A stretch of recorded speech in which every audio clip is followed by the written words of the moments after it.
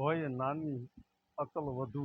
ઉજ્જવળ જેના આચાર પછી હવે જેજે એવું દાતાર એટલું માણસ હામડા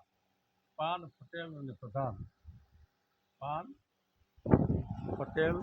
અને પ્રધાન એ ત્રણ કાકા ભલા કેળું કેરી અને કામિની એ ત્રણ કાચા ભલા વાણ વિવાહ અને વરસાદ એ ત્રણ આવ્યા ભલા તાવ તામસ ને તલાટી એ ત્રણ ગયા ભલા તો એનું કારણ શું પાન પાકું હોય તો ખાવાની મજા આવે ગામનો પટેલ સારો હોય તો ગામ સુખી રહે દેશનો પ્રધાન સારો હોય તો પ્રજા સુખી રહે દેશની પાન પટેલને પ્રધાન એ ત્રણ પાકા ભલા કેળું કેરી અને કામિની એ ત્રણ કાચા ભલા શું કામ ગમે એનું સાંભળીએ ત્યારે બગડીએ કેરીને બહુ સાચું તો બગડે એના જેવું પાન પટેલ ને પ્રધાન ત્રણ કાકા ભલા કેળું કેરી ને કામિની એ ત્રણ કાચા ભલા અને વાણ વિવાહ અને વરસાદ એ ત્રણ આવ્યા ભલા શું કામ વરસાદ આવે તો સારું ખેતી થાય આ વસુંધરા નવસુંદરી જેવું રૂપ ધારણ કરી અને જગતને બતાવી દઈએ કે હું આ છું પ્રકૃતિને ખોળે રમે છે જે બાળકો પોતાની મા સાંભળે નહીં ઘાસના મેદાનમાં સૂઈ જાય કોઈ બગીચામાં એને ઊંઘ આવી જાય તો એ માનો ખોળો કહેવાય એટલે વાણ વિવાહ અને વરસાદ છોકરાના લગ્ન કરો તો વહુ ઘેરે આવે હરખના આંસુ આવે હરખના સુખ આવે એના એટલા કારણ કે દીકરો પરણે વંશ વધે આબરૂ વધે અને વાણ આવે તો કંઈક લાવે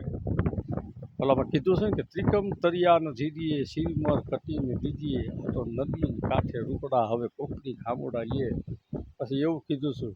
જાવે નર જે ગયો જાવે મંદિર માય અને લાવે તો હાથ દુખી હાથ પેથી ફર્યા ફર્યા ખાય શું કામ જાવે એટલે જાવા કરતા અમેરિકામાં બહાર જે માણસ ભણવા જાય પગાર કરવા માટે પૈસા કમાવા માટે તો સારો માણસ જાય ને તો 7 પેઢીનું લઈને આવે એટલે વાણ વિવાહની વરસાદ એ ત્રણ આવ્યા ભલા કેળું કેરી ને કામિની ત્રણ કાચા ભલા પછી તાવ તામસ ને તલાટી એ ત્રણ ગયા ભલા શું કામ કે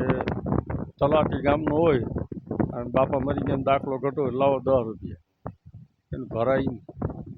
તલાટી તામસ નામ ક્રોધી માણસ વાતમાં ખોટું વાત ગમે એ ગરમ થઈ જતો હોય તામસ તલાટી તાવ એ નહીં હારો કારણ કે તાવ શરીરને આવે તો નુકસાન જ કરું એમ તાવ તામલ તલાટી ત્રણ ગયા ભલા એટલે કીધું છે પાન પટેલ અને પ્રધાને ત્રણ આવ્યા ભલા વાણ વિવાહ અને વરસાદ પાન પટેલ ને પ્રધાન એ ત્રણ પાકા ભલા વાણ વિવાહ અને વરસાદ ત્રણ આવ્યા ભલા કેળું કેરી ને કામિની એ ત્રણ કાચા ભલા અને તાવ તામસ ને તલાટી એ ત્રણ ગયા ભલા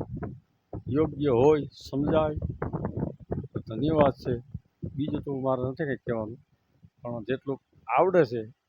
બ્રાહ્મણ તરીકે એટલું હું ચોક્કસ કહું છું અને ચોખ્ખું અને સત્ય નિદાન કરવું એ બ્રાહ્મણનો ધર્મ છે અધ્યેય